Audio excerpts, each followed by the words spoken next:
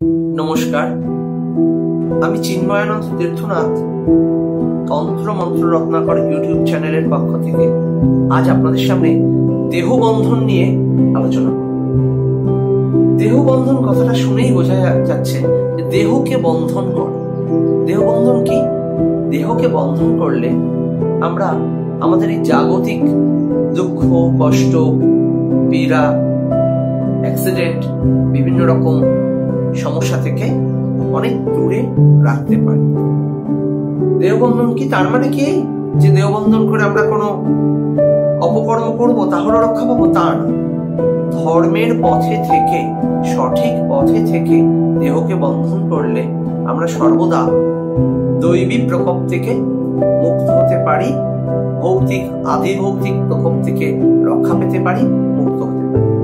এখন দেহবন্ধন অনেকে অনেক ভাবে করে থাকে, তার মধ্যে একটি তন্ত্রোক্ত দেহবন্ধন আজ আমি আপনাদের বলব। দেহবন্ধনের মন্ত্রটা প্রথমে বলি। মন্ত্র কি? এই মন্ত্রটা হচ্ছে ওম হুম হুম হ্রিং হ্রিং কালিকে ঘোর দংষ্ট্রে প্রচণ্ডে চণ্ডনায়িকে দান বান দার হন হন নম সর্ব মহাবিঘ্ন ছেদয় ছেদয় স্বাহা হুম ফট ওম। আমি মন্ত্রটা আবার বলছি। ওম হুম হুম হ্রিং হ্রিং কালিকে ঘোর দংষ্ট্রে প্রচণ্ডে চণ্ডনায়িকে দান বান দার হন হন নম সর্ব মহাবিঘ্ন ছেদয় ছেদয় স্বাহা হুম ফট ওম। এই দেহবন্ধন মন্ত্রটা আমরা প্রত্যহ স্নান করে পুজোর সময় আসনে বসে আসন শুদ্ধি অবধি করে নিলাম। নিয়ে যখন এই মন্ত্রটাকে 10 বার পাঠ করব এবং 10 বার পাঠ করার পরে আমরা কি করব? এক একবার পাঠ করব এবং এক একবার নিজের হৃদয়ে ফু দেব।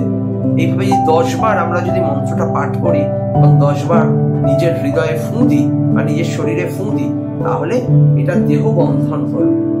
আরেকটি জিনিস আমি আপনাদের শেখাবো, সেটা হচ্ছে যারা যারা আমরা কালী পুজো করি আর শক্তির আরাধনা করি, তাদের ক্ষেত্রে কালীর গুহ্যস্বরা, এই গুহ্যস্বরা প্রয়োগ করলে প্রত্যহ কিন্তু আমরা বিভিন্ন রকম আপদ বিপদ থেকে মুক্ত হতে পারবো।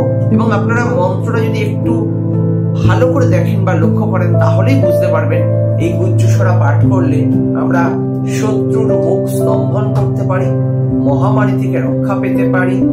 আমরা আর কি কি পারি? নিজেদের দারিদ্রতা দোষকেও শান্ত করতে পারি। আমরা কি করব? এই কালীর গুহ্যস্বরা করার ক্ষেত্রে আমরা সর্বপ্রথম তত্ত্ব মুদ্রায় হাত দিয়ে আমরা সেই অঙ্গগুলো নিজেদের শরীরে স্পর্শ করে মন্ত্রটি পাঠ করব। প্রথমে আমরা কি করব?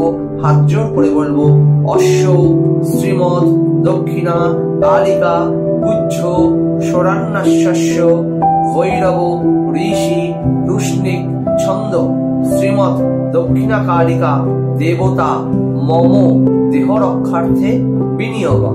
এবার তত্ত্ব মুদ্রায় নিজের শিরে মানে মাথায় হাত দিয়ে বলবো ওম হংস হ্রিং কং খং গং ঘং ওং মহামুণ্ড মালাধারিণী মহাকাল প্রিয়ে মং রক্ষ রক্ষ শঠচক্র বাসিনী বাগীশ্বরী মম জিহ্বাগ্র বসং কুরু কুরু হুম হুম হুম নম। এরপর কি করব? তত্ত্ব মুদ্রায় নিজের গলায় কণ্ঠে হাত দেব, দিয়ে বলবো ওম হংস হ্রিং চং ছং জং ঝং ইয়ং মহাত্রিপুর ভৈরবী পুস্তকাক্ষ মালা ধারিণী শত্রু মুখ স্তম্ভনম কুরু কুরু স্বাহা। এরপরে কি করব? নিজের হৃদয়ে হাত দেব আমরা, ঠিক তত্ত্ব মুদ্রায় ওইভাবে হাত দিয়ে বলবো ওম হংস হ্রিং টং ঠং ডং ঢং নং ডাং ডিং ডুম ডইং ডৌং ড ডাকিনী মাং রক্ষ রক্ষ স্বাহা। তারপরে নিজের নাভিতে হাত দিয়ে বলবো ওম হংস হ্রিং তং থং দং ধং নং শাকিনী শাকম্ভরী রক্ষ রক্ষ মম সিদ্ধিং দেহি দেহি স্বাহা। তারপরে গুচ্ছে ওম হংস হ্রিং পং ফং বং ভং মং মহামারী মার হরে হুং হুং দারিদ্রং হর হর স্বাহা।